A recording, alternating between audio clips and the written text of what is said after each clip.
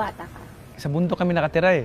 Pagbaba namin sa bayan, yun yung first time ko makakita ng sasakyan, makakita ng dagat. Nagtakot pa ako eh, kasi bakit yung sasakyan umaandar, ganyan, sabi ko ganyan.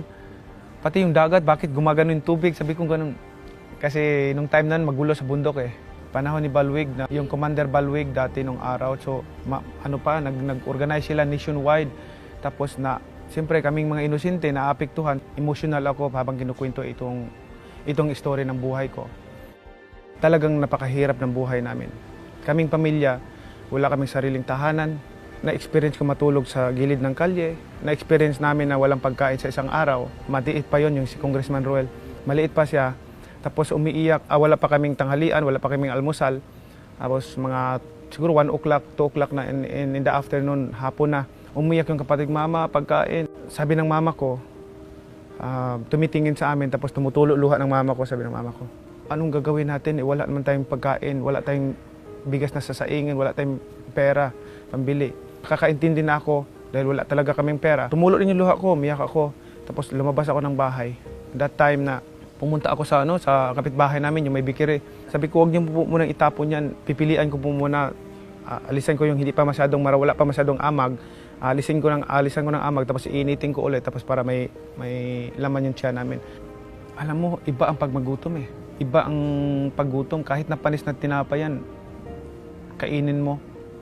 Medyo panis-panis pa ng konti pag sa ilalim, pero at least makain mo na kasi ininit mo naman, niluto mo ulit. Makasurvive lang. Makasurvive na bukas, maghanap na naman ng pagkain. Sabi ni Mami D, huwag kayo mawalan ng pag-asa. Sabi niya, magsikap lang tayo mga anak, tulong-tulong tayo. Ang mama ko naglalabada, binabayaran siya ng 25 centavos, piso, ganon, labada. Tapos ako naman, ang ginagawa ko, umiikot ako, nagtitinda ako ng ice drop, nagtitinda ako ng donut, tinapay, pandesal. Tapos yun, tumutulong ako sa abot ng aking makakaya. Yung hasang ng isda, tinatapo na kasi pakain sa baboy rin. Yun, kinuha pa na yun, niluluto ko pa yun. Ganon ang survival talaga ang buhay ko na naranasan. Kaya ako gustong tulungan talaga yung mga pamilya na naghihirap dahil ramdam ko kahit anong laki ng pera na hawakan ko, kahit anong tugatog ng tagumpay na naranasan ko sa buhay, yung dala-dala ko yung experience ko sa pagkabata ko, yung experience namin sa kahirapan sa buhay na aanhin ko man itong milyon-milyon, bilyon-bilyon, aanhin ko man itong kasikatan. Kung lagi akong tinutorture dito sa puso ko, yung mga tao na naghihirap, nagugutom at nangangailangan ng tulong.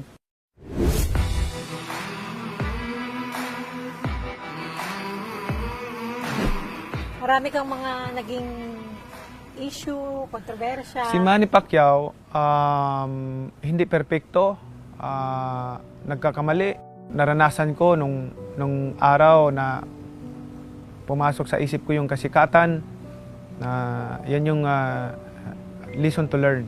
Naging lasinggiro ako, babaero ako, sugarol ako, lahat, mapagmura ako.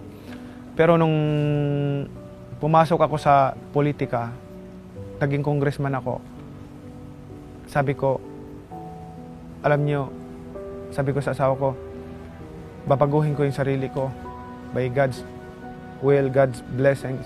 Sabi ko, kaya ko. Gusto ko maging halimbawa kasi kung magsisigaw ako na ito gawin ko, pagbabago, sa sarili ko hindi ko kayang baguhin eh. Kasi naniniwala ako na ang tunay na pagbabago sisimulan mo sa sarili mo. Kailangan mo ng pananalig sa Panginoon, bigyan ka ng strength to overcome all those trials and temptation in your life. You need to be strong, especially in your relationship to God, and to be firm to achieve your goal as a good public servant. Most of the Filipino people knows my vices before, di ba? May casino ako, may club ako, may mga manok ako, nagsasabong ako, marami akong mga babae. Nung na-realize ko, nung naging public servant ako, pag sinabing public servant, kailangan maging halimbawa na padre de pamilya. Maging halimbawa ka sa mga tao na pinamumunuan mo. Fair but firm. Kung ano yung tama, yun ang tama. Puna, kritisismo, pangbabash ng mga tao, paano mo sinishield yung pamilya mo, yung mga anak mo, yung asawa mo? Ito yung sinasabi ko sa mga anak ko, sa pamilya ko. Sabi ko, maraming mag-criticize sa'yo. Maraming magda-down sa'yo. crab mentality. Yan ang mayroon tayo dito sa bansa natin, yung crab mentality. Instead na awayin mo, kasi sa Bible, nagsabi ng Bible ng Romans 12 verse 17, do not repay evil for evil, but be careful to do what is right in the eyes of everyone. So, meaning to say, wag mong suklian yung masama sa masama. Instead, suklian mo siya ng kabutihan. Sabi ko nga, I live my life like every day is the last. Kung mamatay ako today, so what? Kung yan ang kagustuhan ng Panginoon, tomorrow, matay ako, no problem. Ang gusto ko lang is right attitude, inspiration to the people, na maging halimbawa ka. Matapang ka in the right way. Most important verse na hindi ko pwedeng kalimutan, yung Psalm 119 verse 11. I have hidden your word in my heart that I might not sin against you.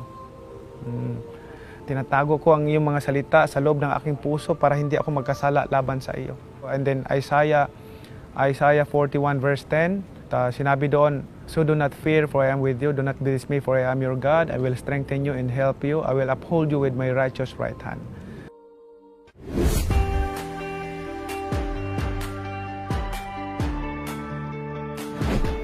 In General Santos City, sa lugar namin, na every Sunday may boxing talaga, tapos nabalitaan ko na may premyo ng 50 pesos ang manalo. Sabi ko sa mga kasama ko, sali tayo dahil may premyo eh. Hindi ko na inaasahan ko, ano ba yung, bakit yun, magsuntukan lang, may time, tapos na, may premyo ka. Okay na siya. On that time, ang kilo ng bigas, nasa 650 pesos pa lang. 6 pesos pa lang. So yung pag 50 pesos, malaki na yun, maraming kilong bigas na mabili. Wala talaga akong alam kung ano yung boxing. Yung uncle ko kinuwento sa akin, ito yung boxing. Yung pinasok mo, boxing yan. Tapos sabi ko, ano ba yan? Sabi niya, may world champion yan, may Philippine champion yan. So in-explain sa akin, ganun ba? Tapos kwento kami, maliit pa ako. Sabi ng uncle ko, ano kaya, Will ang tawag sa akin. Pinapanood namin yung laban ni Mike Tyson nung araw. Maging ganyan ka, may build ka rin. No, makilala ka, mag-champion ka sa buong mundo. Siyempre, bata. Doon ka lang sa pinakasulok ng isang lugar. Mahirap. Tas, magsabi ka ng ganun. Boxing, the most important is science. You have to thoroughly study what techniques that you are going to prepare for a fight, especially a championship fight. You have to think about the solution. Accomplish those goal na to resolve this problem. May style ako na gusto kong maabot, gusto kong ma-achieve. Talagang dedication, hard work, disiplina, determination, talagang pinaghandaan ko, gusto kong maabot yung goal ko na yan. Malakas yung puwersa ng kaliwa mo, ng mga kamay mo. Sa tingin mo, biyaya yan ng Panginoon sa'yo para makalagpas ka rin dun sa panahon na yon na talagang mahirap yung pamilya. So gustong-gusto ko makapag-aral, makapagtapos. Hindi ko pinagsisihan ang mga nangyari sa buhay ko. Kasi in that way, now I realize everything na doon pala ako dinaan ng Panginoon. Siguro ginawa ng Panginoon bago ako sumikat, bago ako nakilala, naging ganito ako, marunong ako lumingon sa pinanggalingan.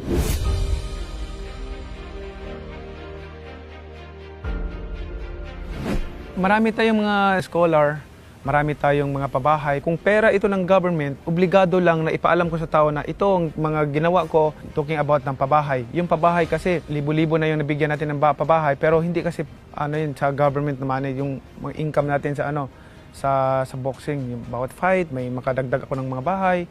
Libre yun, pinapagawa ko sa division, tapos akala na, si Manny Pacquiao, mag-business na sa division kasi napagawa ko ng mga bahay, concrete lahat. Tapos hindi nila alam na ibibigay ko libre, walang bayad kahit piso, walang bayad. Nagawa ko yan. Mga batang pinapaaral mo, that's also out of your own money. 2005, yung mga scholars na nagtatrabaho na sa abroad, ganito, punta ako sa Dubai, isa sa waiter doon. Sabi niya, Sir Manny, Pilipino. Sir Manny, marami pong salamat sa lahat po ng tulong ninyo dahil po sa inyo, nandito po kami. Sabi ko, thank you. Salamat. Pilipino ka pala. Sir, sabi niya, Sir, scholar niyo po ako. Nag-graduate po ako sa scholar niyo from high school to college. Tapos sabi niya, dito na po ako nagtatrabaho. Sabi ko, that's good. Natutulungan mo yung magulang mo. Tapos, I was in Japan. Kain ulit ako sa isang hotel. Hindi ko maalala. Ay, Sir, scholar niyo po kami. Dito na po kami nagtatrabaho. Mga mahirap na tao, pinaaral ko, tinutulungan ko, nakapagtapos, nakapagtrabaho pa sa abroad. Alam mo, since 2005 2004, sumusuporta na ako ng paaral lahat. Ang dami nang nakapagtapos ng pag-aaral. God is good all the time and without God, we can do nothing. Yan ang ipinaka-importante. Napakasaya ng pakiramdam ko na makita yung nangarap na mahirap, hindi makapag-aral eh. Nangarap sila ng umasinso, makatulong sa magulang nila. At least, nakita ko na yan ang gusto ko kasi alam mo diyan na puso ko na ang saya ng pakiramdam ko na nakita sila nagtatrabaho sa proud ako na especially may mga teachers pa, may pulis, iba-ibang mga kurso na nakapagtapos. Iba pala yung pakiramdam, no? Talagang yung nakakataba ng puso na ganon. At alam mo pa, yan ang pangarap na sa puso ko na yung mga mahirap sana guminhawa din sa buhay. Nakapagtrabaho sa ibang bansa, may nasusuportahan yung pamilya niya, nakabili na sila ng bahay, may sarilang negosyo. Tinatawag nating sustainable livelihood. At least may income na sila. Na wag lang tayong sumuko, mangarap tayo, patuloy tayong mangarap. Manalig sa Panginoon kasi ang Panginoon lang talaga ang siyang gagabay sa atin.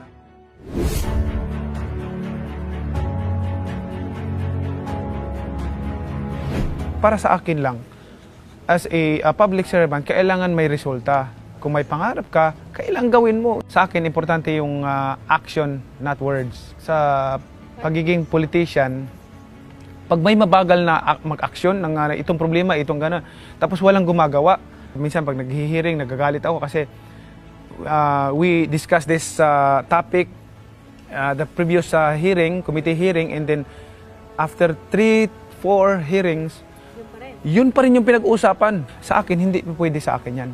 Pag pinag-usapan natin, kailangan may resulta. Ano bang solusyon? We know already the solution. We know already the answer. But nobody's doing the works. Kaya ang mga tao nagsasuffer. Ano yung mga nagawa mong batas nung ikaw ay congressman? As a congressman, hindi lang mga batas yung mga farm-to-market roads, hindi simentado, ilang oras, araw kung magbiyahe yung mga para bumaba lang, walang sasakyan. So ngayon, at least, simentado na coast to coast ng probinsya, and then most of the farm-to-market roads, simentado na rin. Laki ng pasalamat ko dahil in that way, beside of, although my job is a legislator, nakapag pasiminto tayo most of the major roads in the province. Baka pwede mo naman akong pakitaan, pasiklaban, ano na ba yung mga batas na naipasa mo bilang senador? Meron tayong sa 17th Congress, mayroon tayong 94 resolutions na i-file.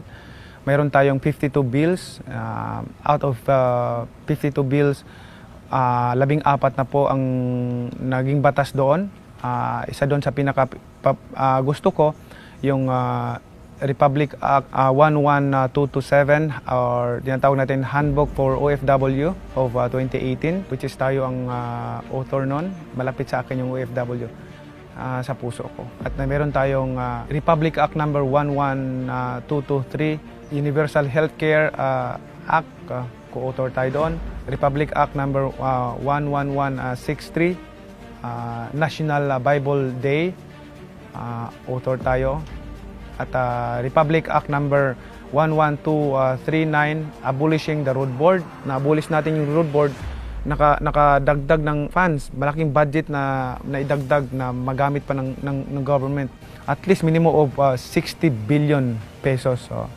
So yun yung naidagdag natin taon-taon. Isa sa mga pinasa natin din yung sin tax, which is tobacco tax and alcohol tax. Kasi ito yung gustong i-explain sa taong bayan na bakit dyan ako gustong magtaas. Hindi na deserving ang mga tao na magmahal palalo lahat ng mga bilihin eh.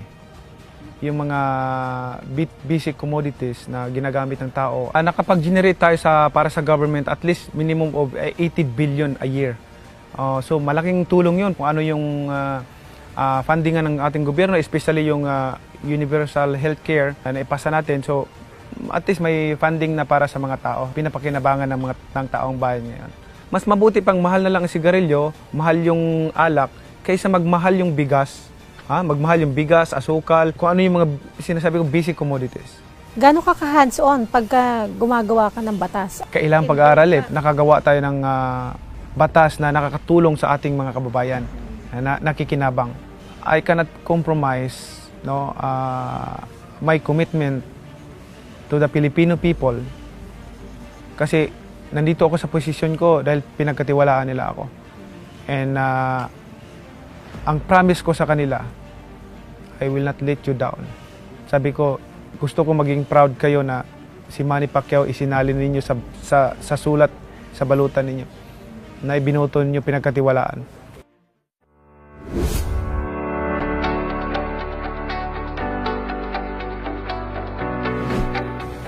Manny Pacquiao, ano sa tingin mo ang pinakamalaking problema ng Pilipinas? Ang ganda ng tanong na yan. Kung ang bahay natin gumagastos ng 100,000 a month, ang bahay kumikita lang ng 50,000 a month.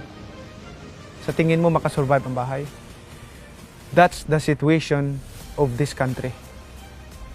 Yan ang nakikita ko na very alarming to our country, to the Filipino people. Na lalo pa tayo mag-suffer kung hindi natin maagapan yung problema na yon. The 2021 budget, proposed budget is 4.5 trillion something. But you know how much the income of the government, of the nation? It's only less than 3 trillion. So 3 trillion, babawasan pa yan sa mga subsidized agencies. Magkano uutangin natin? Yan ang demand ng bahay, palaki ng palaki yung demand ng bahay, yung gastos ng bahay, palaki ng palaki. Ang income ng bahay, ito lang. Sa tingin mo makasurvive? Kahit sinong tanungin natin. That's the situation of this country. Na ang tao dapat malaman nila. Lagi tayo nangungutang pag may gagawin ang government. May sakuna, utang. Pag may project na gagawin, mangutang, utang. Wala income eh. Kasi ang gastos ng bahay, 100,000, ang income 50,000 lang. Common sense ang problema ng bansa natin na dapat malaman natin. Alam mo, dito sa bansa, hindi lang dito lahat. Dito. Dito ka, dito. At saka, higit sa lahat, paniniwala mo sa Panginoon, pananalig mo sa Panginoon. Dalawa lang kasi ang source of income ng government. Unang-una, tax revenue income and non-tax revenue income. When I'm talking about non-tax revenue income, including GOCC, ngayon, ang government natin, isa na lang ang pinagkukunan ng revenue income annually. Ano yon? Dito sa tax revenue income, nagre-rely. Hindi ko alam kung ano bang nasa isip natin. Tayo ba'y may utak o wala? Sorry, emotional lang ako. Katakot-takot na taxes ang iniisip natin para madagdagan ang income ng government. Tax revenue income and non-tax revenue income. Ang problema, ito nawawala na ito, na supposedly, dito isa sa magre-rely ang government, kailangan kasi kumita ang bahay, kailangan kasi kumita ang ating government kasi may annual budget na ina-approve taon-taon. Pero dito sa bansa natin, very alarming. Bawat ikot ng bahay, nangungutang. So ang problema dito, ito, nawawala na talaga. I'm sorry to say this, but this is what happened to our country. I-privatize natin ito. I-privatize natin. I'm not blaming this big business sectors, ha. Good faith sila bumili kasi inoffer sa kanila, binili sa kanila, bininta sa kanila. Good faith sila, wala silang kasalanan. Ang sabi nila, kailangan i-privatize ito kasi nalulugi. Okay, tama? Ang tawag dyan, lack of leadership. Bakit? Bakit malulugi? Nalugi na sana yung mga private sectors. Marami sa atin na galing-galingan nito. Ang tawag ko dyan is pretentious genius leader. Tamantalang kawawa ang mga mahirap na tao. Malaki ang pag-alala ko, ang mga tao, hindi nila alam. Kaya ko sinasabi ito, kasi gusto kong malaman sa buong sambayan ng Pilipino na ito po yung sitwasyon. Useless ang pagiging politician ko kung wala akong magagawa. Maging katulad ako doon sa mga trapong politician. Useless. Gusto ko, habang nandito pa ako sa politika, gusto kong iayos para sa kapakanan ng mga mahirap na tao. Kasi doon ako galing. Anong take mo sa corruption naman? Ang gripo, ang daming tagas. Ang daming tagas. Dapat ayusin kasi maraming tagas eh. Patak na lang napupunta rito. Ang ibig kong sabihin, maraming korupsyon, iba't ibang mga ehensya ng gobyerno na dapat ayusin.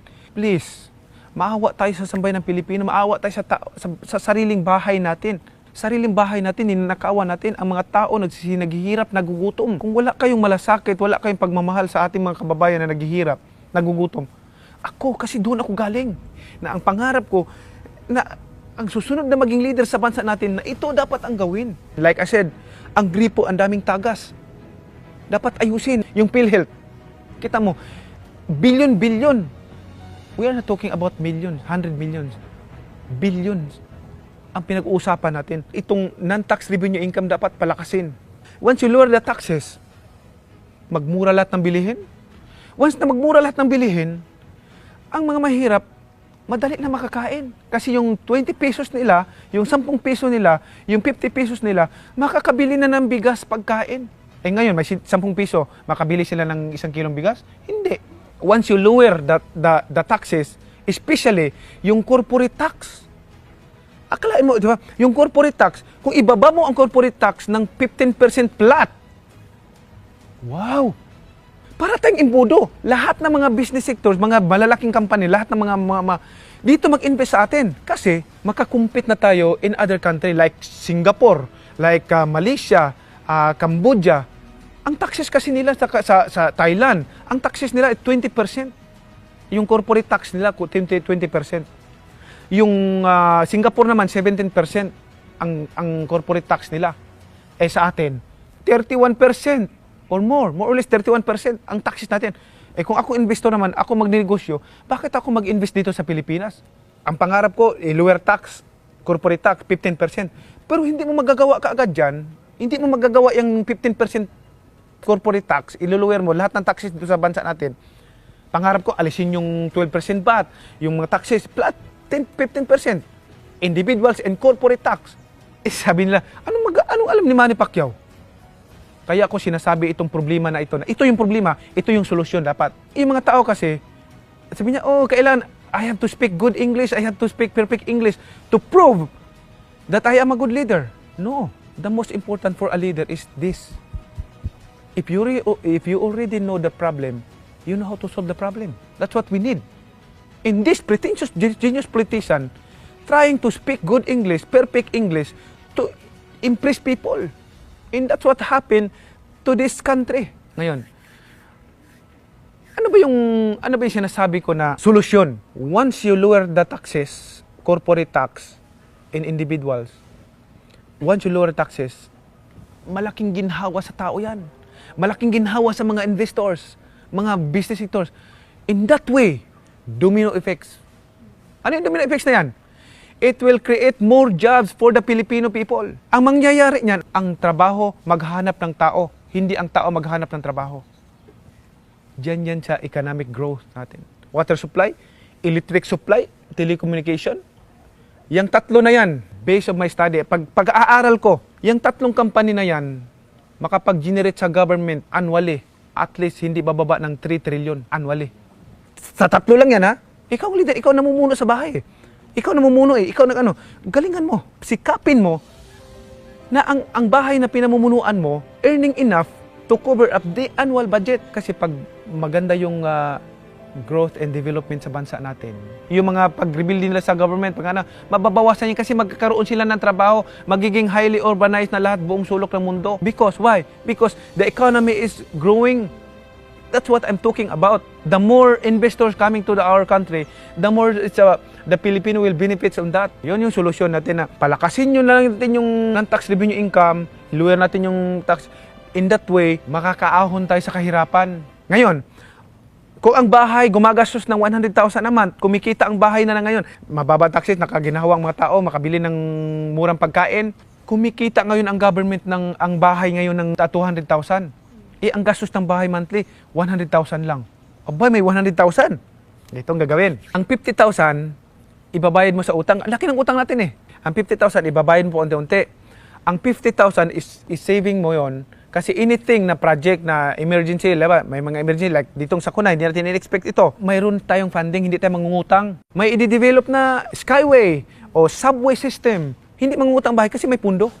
Yan dapat ang mindset natin. For this country, we need a concrete long-term plan. When I'm talking about concrete long-term plans, we are not talking about 6 years, 3 years. We are talking about minimum of 30 years to 50 years. Yan ang dapat malaman ng taong bayan kung anong sitwasyon ng bansa natin ngayon. Napaka-importante na malaman ng taong bayan kung magkano na yung utang natin. Ang utang natin ngayon nasa 9.6 trillion. Ganyan kalaki ang utang natin. Kung equivalent mo na ang bawat Pilipino, hindi ipapanganak pa lang, may utang na siya na more or less 84,000. 84,000 ang utang ng isang tao. So, very alarming. Tapos, kung hindi maagapan kasi itong problema na ito, alam mo, palaki ng palaki yan kasi taon-taon nangungutang tayo. Anong solusyon mo dun sa nagbabangayan palagi? Either dilawan ka, DDS ka, or parang palaging pagka meron kang sasabihin, kukulayan ka nila. Alam mo, ang kailangan din natin dito sa bansa natin, we need unity, solidarity to achieve victory. Dilawan ka man, DDS ka man, dilawan ka man, lahat tayo magkaisa, hindi tayo dapat mag-away. It's not a good example for the people na we are fighting each other to become a leader.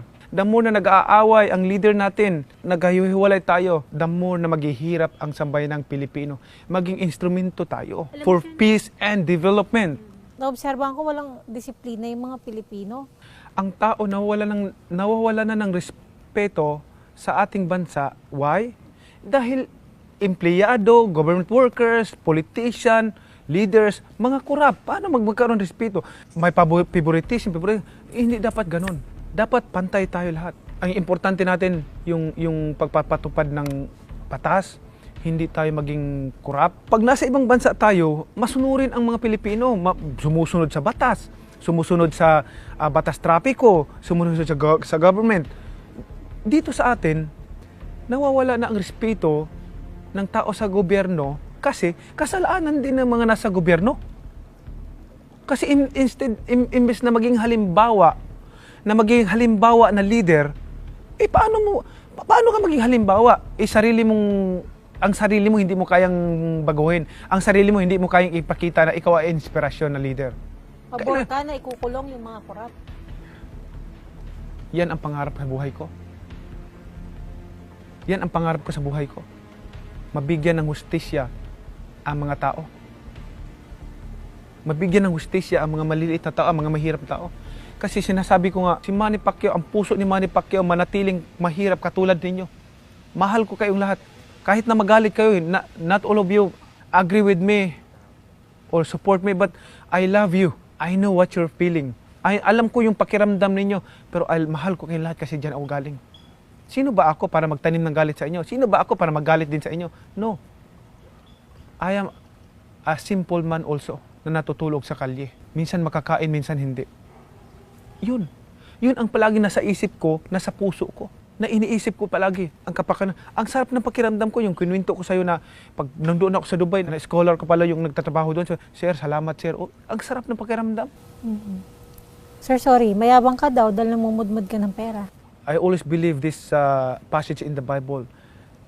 When you exalt yourself, will be humbled. Those who exalt themselves will be humbled, and those who humble themselves will be exalted.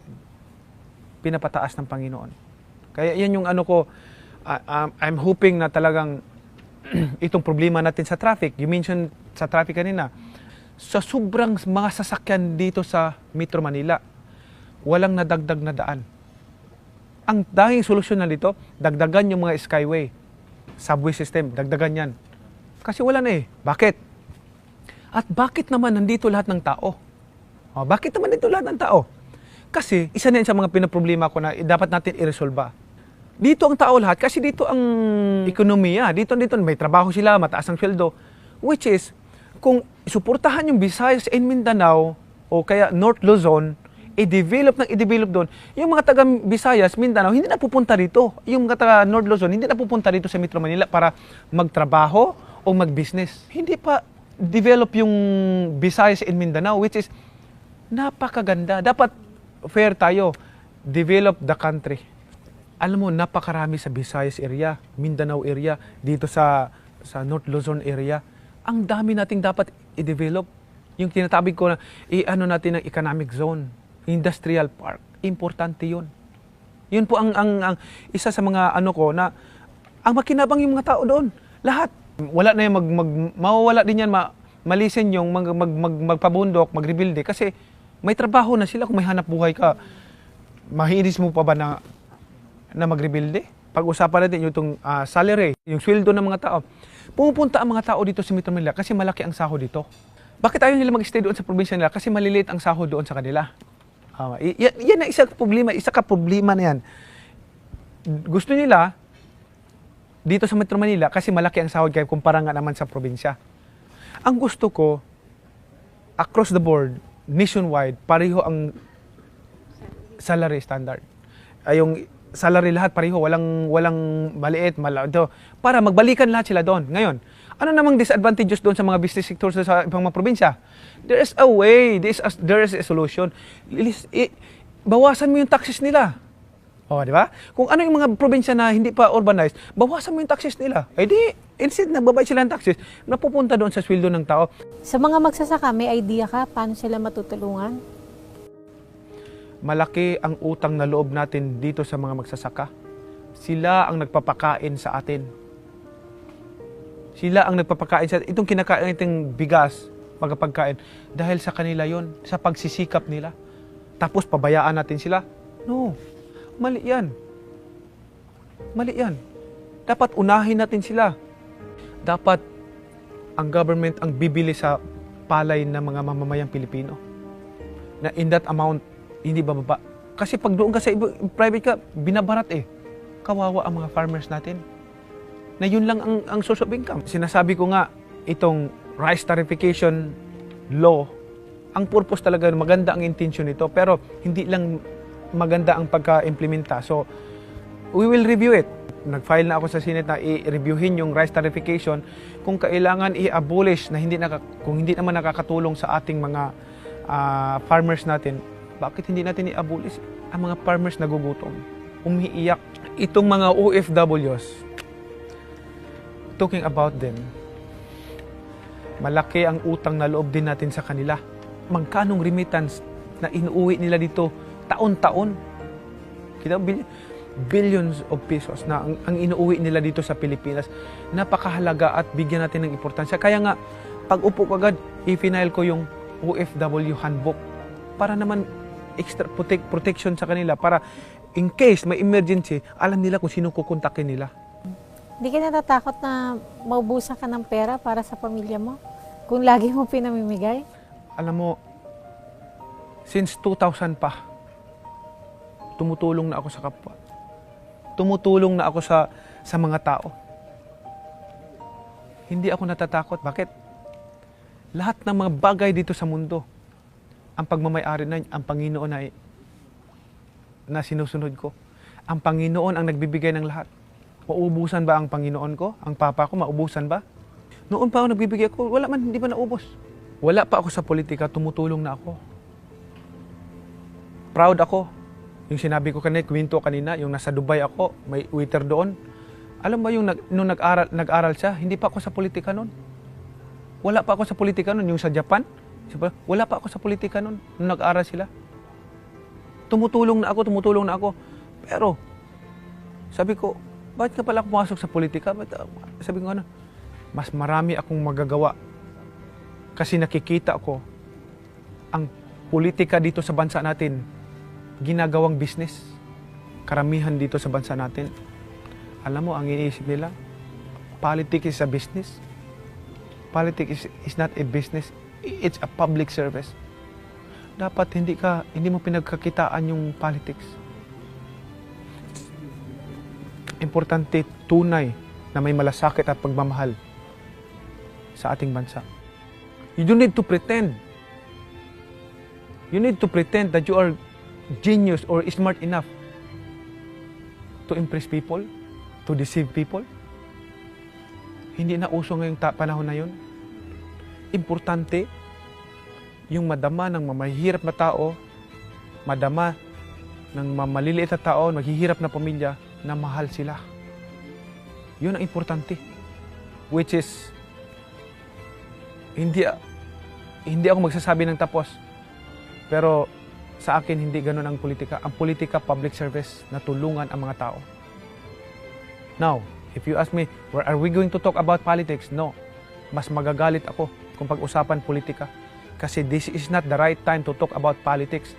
This is the time to have a concrete solution, immediate concrete ha, immediate solution for the problem. Paano yon? Nagugutom ang tao, sama-sama tayo, tutulong-tulong tayo, mag-initiate tayo sa ating abot makakaya. Kahit sariling pera natin. Ang pera ng government, sige, okay yan. I-dole out natin sa taong bayan, i-dole out natin yan. Pera nila yan eh. Dapat magkanya masaya tayo. Ang importante dito, kailangan sarili natin pera. Kaya ang mga private sector, private company, mga mayaman, mga tao, mga mayaman, mag-initiate na lang tayo. Tulungan natin yung mga mahirap na tao, nagugutom, walang tahanan. Yan po ang pangarap ko po dito sa ating bansa. Ang pangarap ko dito sa Metro Manila. Zero squatter. Imagine mo, walang squatter dito sa Metro Manila.